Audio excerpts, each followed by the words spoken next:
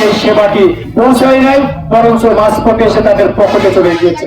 এই জন্য সম্মানিত ভাই এবং বন্ধুরা, আমরা বলতে চাই আপনারা একটিবার আমাদের এই টোটাল এই জনপদে আমার কারোর সন্তান, কারোর ভাই, আমি সেই দাবি নিয়ে, সেই অধিকার নিয়ে আপনাদের সামনে দাঁড়িয়েছি।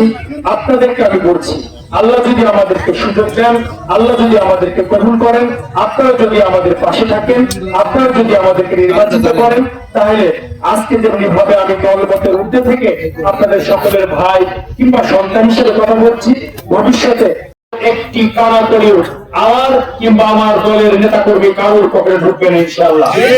তার যা অধিকার, তার অধিকার তার কাছে পৌঁছে যাবে, এটা আমাদের অঙ্গীকার। জনগণের চাওয়াই আমাদের চাওয়া, সেই হিসাবে জনগণ যে দাবি করবে আমরা সেটাই ইশতেহার হিসেবে আমরা উপস্থাপন করব।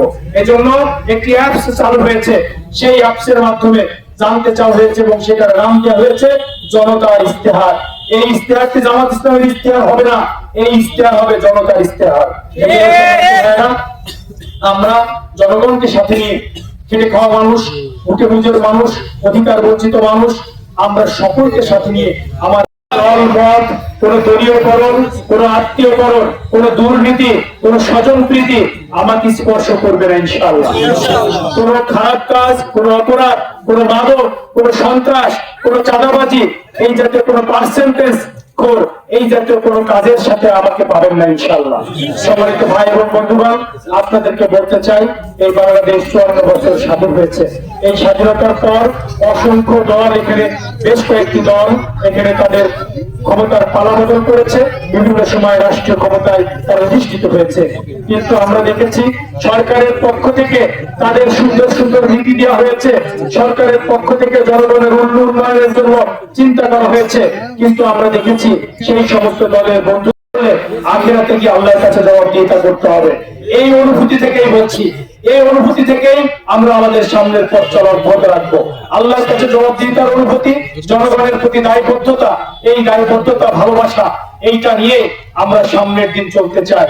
আমরা মনে করি দুনিয়ার যে সম্পদ, দুনিয়ার যে অর্থ, এইগুলো সবই ক্ষণস্থায়ী, কিন্তু মানুষের প্রতি ভালোবাসা, মানুষের যে সম্মান, মানুষের যে আন্তরিকতা, এটা চির অমলিন।